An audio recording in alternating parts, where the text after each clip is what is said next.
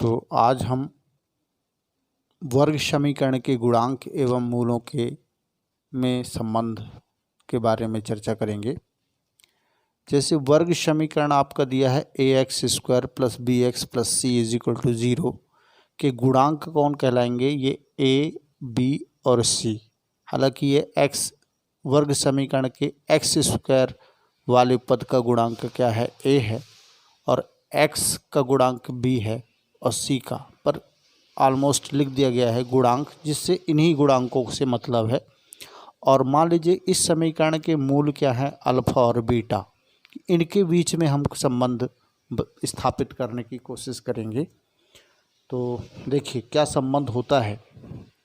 जैसे कि हम सबसे पहले मूलों का योगफल, मूलों का योगफल जो अपन मूल प्राप्त करते हैं, दो समीकरणों को आपस में हल करने से x का मान आता है और एक धन लेने पर एक x का मान आता है, और फिर दूसरा ऋण लेने पर x का मान आता है। तो उन्हीं को हम समझे हैं कि वो मान x बराबर एक अल्फ़ा है और एक x बराबर क्या है? बीटा है। तो इन दोनों का यदि हम जोड़ करें तो ठीक है कि जोड़, मूलों का जोड़ अल्फ़ा प्लस बीटा होगा, लेकिन हम इन जोड़ को डायरेक्ट हम इनके गुणांकों से प्राप्त कर सकते हैं। तो कैसे प्राप्त कर सकते हैं? इसका फार्मूला होता है -b/a, जिसको अपन इसके पहले शून्यक जब अपन पढ़ रहे थे पहले पाठ में, तो वहाँ पर भी शून्यकों का योगफल और शून्यकों का गुणनफल, तब भी ये स्थिति आई थी, वही स्थिति यहाँ पर भी है। तो b को अपन क्या लिखते हैं? यदि इसे लिखते हैं तो -x का गुणांक, x का गुणांक और बटे में x² का गुणांक, x² का गुणांक।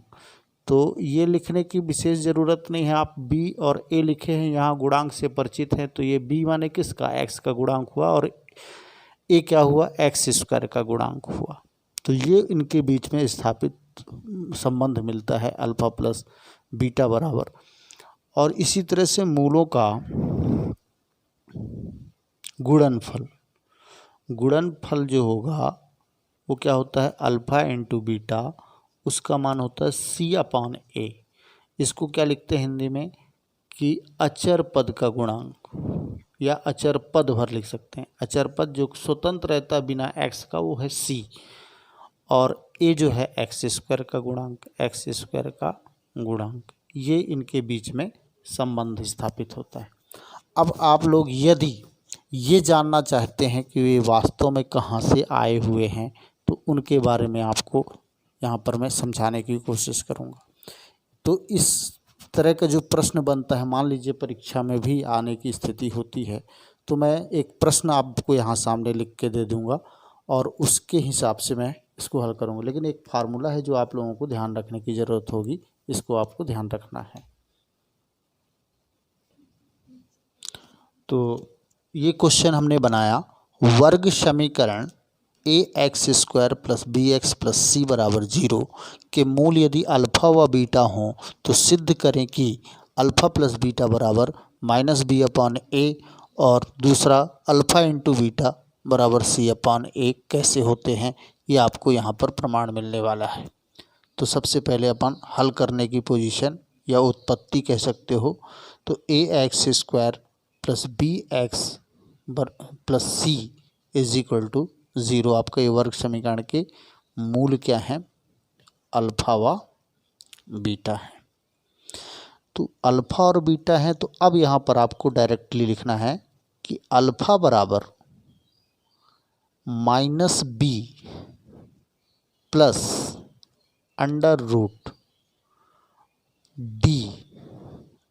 √d/2a।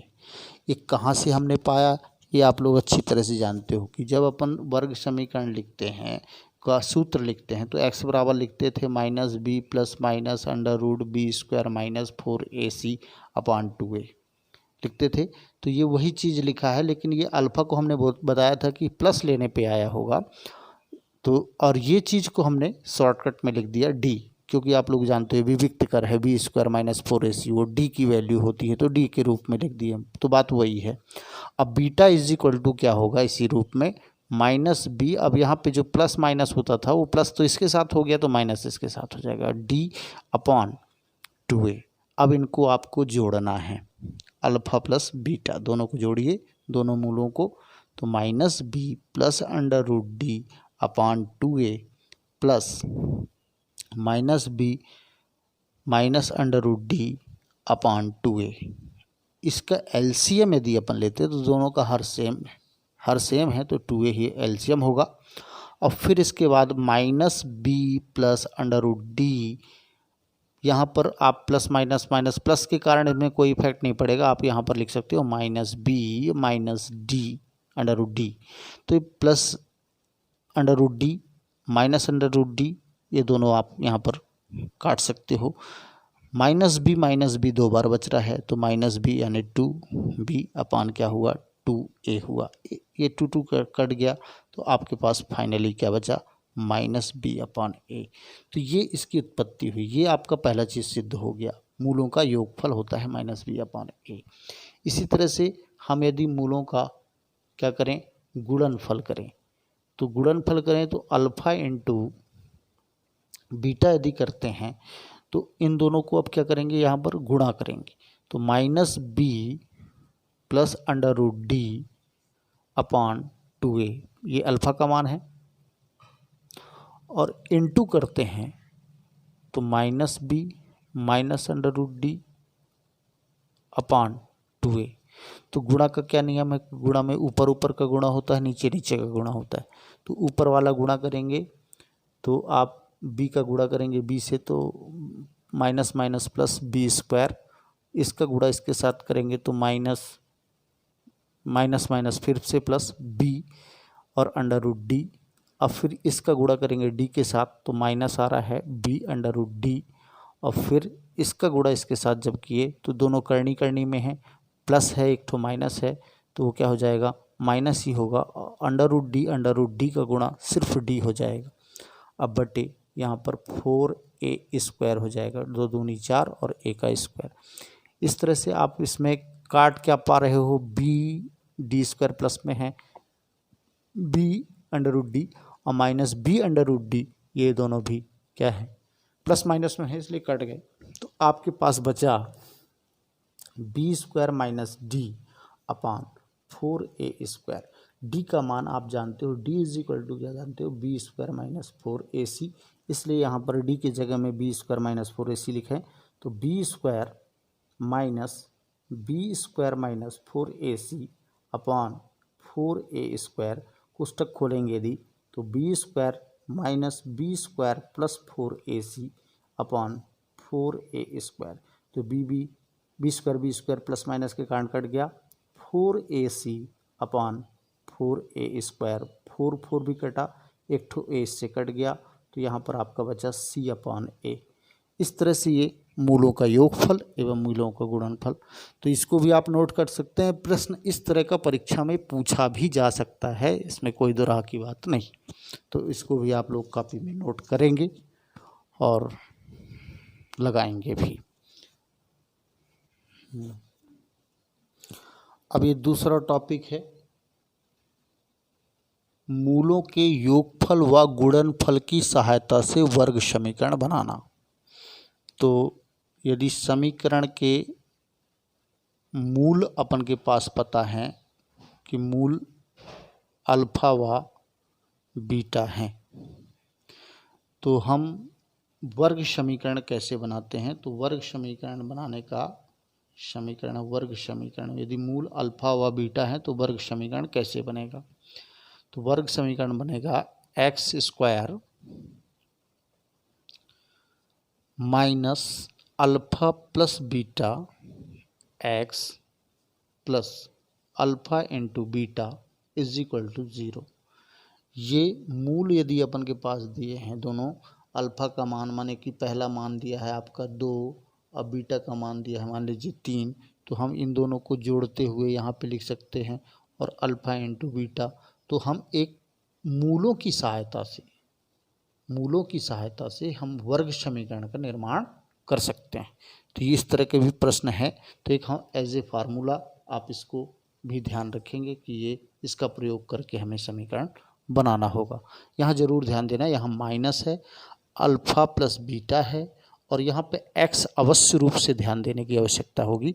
x यहाँ पे छोड़ना नहीं, क्योंकि x स्क्वायर और फिर सिंगल x और माइनस और यहाँ पर प्लस अल्फा इंटू बीटा।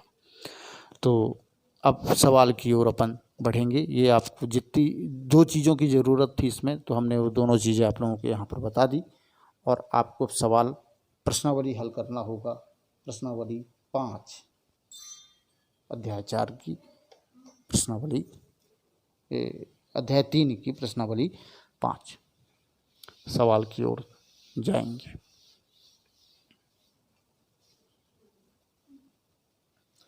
ये प्रश्नावली 5 का पहला सवाल है। इसमें बताया गया था कि वर्ग समीकरण बनाइए, जबकि क्या दिया है हमारे पास, मूलों का योगफल और गुणनफल दिए गए हैं। तो ये मूलों का योगफल कितना दिया है, 2√7, और यहाँ पर दिया है 8 गुणनफल। तो इसकी सहायता से हमें वर्ग समीकरण बनाना है। तो देखिए, हम हल तो हालांकि जब तक इसको लिखोगे तभी से हल शुरू होगा। और यहाँ पर आप वर्ग समीकरण लिखिए कि वर्ग समीकरण। तो अभी मैंने अल्फ़ा बीटा करके कर दिया था, इसको आप ऐसा भी कर सकते हो। एक्स स्क्वायर तो लिखोगे, माइनस यहाँ जरूर लगाना है, और यहाँ पर आप लिख सकते हो मूलों का योगफल। अल्फ़ा प्लस बीटा लिखे थे, चाहे मूलों का योगफल लिख दो, चाहे अल्फ़ा प्लस बीटा। फिर अल्फ़ा बीटा को क्या होगा कि मानना पड़ेगा। तो मूलों का योगफल और इंटू एक्स होगा, अब प्लस होगा अल्फ़ा इंटू बीटा, यानी कि मूलों का गुणनफल, और बराबर होगा 0। अब इसमें क्या है, डायरेक्ट आपको मान रख देना है। तो क्या हो जाएगा, एक्स स्क्वायर माइनस मूलों का योगफल कितना दिया है, 2√7। एक्स है तो एक्स लगाएं, माइनस यहाँ पर मिल ही रहा था, प्लस 8 मूलों का गुणनफल दिया है 8 बराबर 0। तो ये आपका वर्ग समीकरण बन गया। इतना करना है केवल। तो ये आपका पहला सवाल इसी तरह से दिए हुए हैं, जिसमें आप ऐसा उपयोग करके इनको हल कर सकते हो। दूसरा प्रश्न आप जाएंगे। चलिए, दूसरे सवाल में अपन जब पहुंचते हैं तो वर्ग समीकरण बनाने को ही बात बोला है, लेकिन इसमें क्या दिया है, जिनके मूल दिए हुए हैं। अभी उसके पहले में मूलों का योगफल दिया था, माने उसमें अब क्या दिया था, अल्फ़ा प्लस बीटा का मान दिया था, और अल्फ़ा इंटू बीटा का, वो वाले सवालों में। लेकिन ये वाले सवालों में अल्फ़ा प्लस बीटा का मान नहीं दिया, इसमें पर्सनली अल्फ़ा का मान दिया है, और ये बीटा का मान, ये बीटा का मान, ये अल्फ़ा। तो हमें उस समीकरण को बनाने के लिए पहले मूलों का जोड़ और मूलों का गुणनफल पहले निकालना पड़ेगा, फिर इसके बाद अपन वर्ग समीकरण बनाएंगे। तो इसमें अंतर आपको समझ में आ गया कि इसके मूल दिए हैं, और उसके पहले क्या दिया हुआ था, मूलों का योगफल और गुणनफल डायरेक्टली दिया था, वो जोड़ जाड़ के दिया था। अब यहाँ पर क्या है, हमको जोड़ना पड़ेगा, क्योंकि ये अल्फ़ा का मान, स्पेशली अल्फ़ा का मान है, ये बीटा का मान है। तो इसको आप लोग समझ गए होंगे। तो यहाँ पर समीकरण के हल करने समय समीकरण के मूल आप लिख दीजिए। मूल अल्फ़ा बराबर आप लिख दोगे 4/5, और बीटा बराबर आप लिख दोगे -3/5। इस तरह से वर्ग समीकरण अब बनाओगे। वर्ग समीकरण, या पहले आप योगफल निकालना चाहें स्पेशली तो योगफल भी निकाल सकते हो। तो alpha plus beta is equal to क्या होगा, 4/5 प्लस -3/5। अब इसको आप लिखेंगे 4/5, और प्लस माइनस का माइनस हो जाएगा गुणा, और ये बटे में। तो दोनों का हर यदि सेम है तो आप एक बार 5 लिख देंगे, और हर तो जब सेम होता है तो ऊपर किसी के गुणा करने की आवश्यकता नहीं होती। तो 4 - 3 हो गया, तो 1/5। अल्फ़ा प्लस बीटा का मान 1/5 आ गया। इसी तरह से अल्फ़ा इंटू बीटा भी निकालेंगे। तो अल्फ़ा इंटू बीटा माने अल्फ़ा का मान 4/5, और बीटा का मान यानी कि -3/5। तो जब गुणा करेंगे तो क्या होगा, 4 × 3 = 12, तो -12, और यहाँ पर 5 × 25 होता है, तो ये 25। अब इस तरह से दोनों हमने निकाल लिए। अब वर्ग समीकरण बना देंगे। वर्ग समीकरण, तो वर्ग समीकरण बनाने के लिए आपको क्या लिखते हैं, X square minus alpha plus beta X plus alpha into beta is equal to 0। अब आप ये जो मान अपन ने निकाला है ये आपको रख देना है। तो अल्फ़ा प्लस बीटा का मान कितना निकाले, 1/5 निकाले। तो यहाँ पर 1/5 लिखिए, एक्स जरूर लिखिए, प्लस यहाँ पर आपको इसका मान है -12/25। तो -12 आप यहाँ पर 25 लिखिए बराबर 0। यदि इसको और सॉल्व करना है तो ये 25 है, इसके बटे में 5 है, तो 25 का गुणा आप पूरे हार कर दीजिए। तो देखिए क्या होता है, 25 का गुणा करने से ये समझो कि ये तो पूरा एलसीएम ले लिया गया है, या 25 का गुणा कर दिया पूरे समीकरण में, तो क्या हुआ, ये 25x² ही आएगा। 5 यहाँ जब 25 गुणा करने गए तो 5 से 25 कट जाएगा, तो क्या हो गया यहाँ पर फिर 5x बच जाएगा। 5 से जब 25 कटा तो ऊपर 5 बचा, क्योंकि अपन 25 का गुणा करते जाते। और यहाँ पे जब 25 का गुणा करने गए तो 25 यहाँ पर भी कट गया, तो सिर्फ बचा 12, लेकिन -12 बचेगा, बराबर क्या हो गया, 0। इस तरह से आप वर्ग समीकरण को सीधा भी बना सकते हैं। तो ये आपका दूसरे के क्वेश्चन भी इसी तरह से हैं। तो कई क्वेश्चन हैं जिसको आपको करने को भी अभ्यास मिलेगा, और करेंगे आप लोग और उसको भेजेंगे। अब अपन एक तीसरा सवाल एंड लास्ट सवाल प्रश्नावली 5 का थर्ड क्वेश्चन में आपको क्या करना है कि निम्नलिखित वर्ग समीकरणों के मूलों के योगफल और गुणनफल स्पेशली प्राप्त करना है। हाँ, तो तीसरा प्रश्न में ये है कि वर्ग समीकरण के मूलों का योगफल एवं गुणनफल ज्ञात करना है। अब क्या ज्ञात करना है, इसका मतलब है कि अल्फ़ा प्लस बीटा का मान निकालना है और अल्फ़ा इंटू बीटा का मान निकालना है। तो ये जो हमने शुरुआत में आप लोगों को बताया था कि इनके बीच में संबंध क्या होता है, वही यहाँ पर यूज़ हो रहा है। तो सबसे पहले अपन को लिखना होगा कि वर्ग समीकरण की या इस वर्ग समीकरण की तुलना किससे करना है, ax² plus bx plus c is equal to 0 से करना है। से करने पर तो जब इससे तुलना करेंगे तो a बराबर आपको आ रहा है 3, b बराबर आ रहा है 7 और c बराबर आ रहा है 1। ये तुलना कर ली। अब हम जानते हैं कि मूलों का योगफल जो है, जिसको अपन अल्फ़ा प्लस बीटा लिख सकते हैं, तो वो क्या है, -b/a है। तो -b/a यानी -7/3। 7b का मान माइनस इसमें लगा रहता है और ये 3। अमूलों का योगफल जो है, गुणनफल क्या होगा, अल्फ़ा इंटू बीटा, जिसको अपन c/a के रूप में याद रखते हैं, और यहाँ पर 1/c का मान 1 है और a का मान 3 है। ये इसके मूलों का गुणनफल और ये मूलों का योगफल आपका प्राप्त हो गया। इस तरह से आप बाकी सवालों को लगा सकते हैं। तो अध्याय के प्रश्नावली 5 के सभी प्रश्नों को हल करके आप लोगों को दिखाना है। धन्यवाद।